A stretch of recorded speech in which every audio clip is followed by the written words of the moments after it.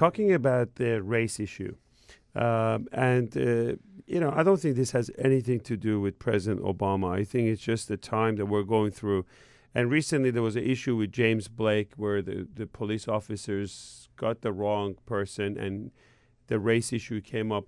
Are we more racist today than before President Obama? Where is the situation with race? Not just with police officers, but in general, the country. All the stories that's showing up on TV and the clinical aspect of it and how it's affecting all of us in the society. Well, absolutely clinical. The other question is above my pay grade. So, but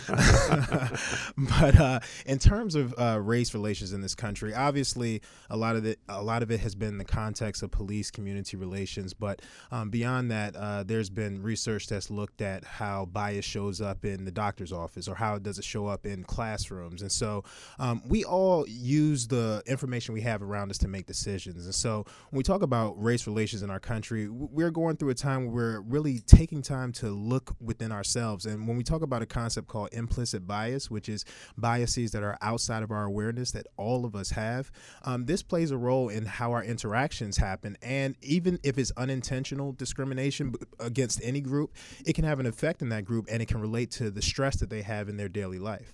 In a situation like this with James Blake, are we prejudging and are we jumping into conclusion?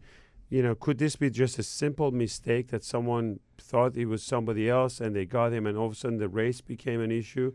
Or is there a merit to what's going on among some of the patients that you may be seeing? Yeah, I think there's merit to us looking at all the factors that can play a role. Race is definitely something because it's one of the most visual aspects of the case that we can see. But, we can talk about issues of gender and how people approach someone who they perceive as being a threat, male versus female. And so, I think it's important that we really understand that these biases can be outside of our awareness and it can relate to race.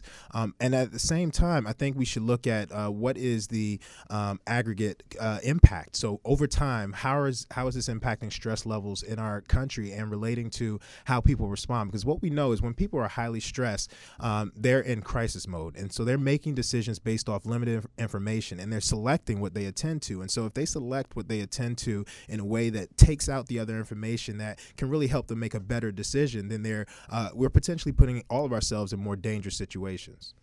Well, as a doctor, I really don't understand this disease of racism. I don't get it, and partly because of the way I grew up and I lived the life that I lived. I've been in Middle East, I've lived in Europe, I've lived here, and as a surgeon, when you're in someone's abdomen and you're doing all the surgeries that I do, it doesn't matter whether you're white or black or whether you're Jewish or Muslim or Christians. We're all human beings. We're all the same. And I don't know if there will be ever a cure for this disease. And I hope it will be. I hope people will wake up and realize that we're all the same. We just look different. We all have different shape of eyes and hair and whatever it is. And just color of the skin happens to be one of them. And as to why it's affecting the entire society to this extent, and it has really made us all sick, it's unfortunate.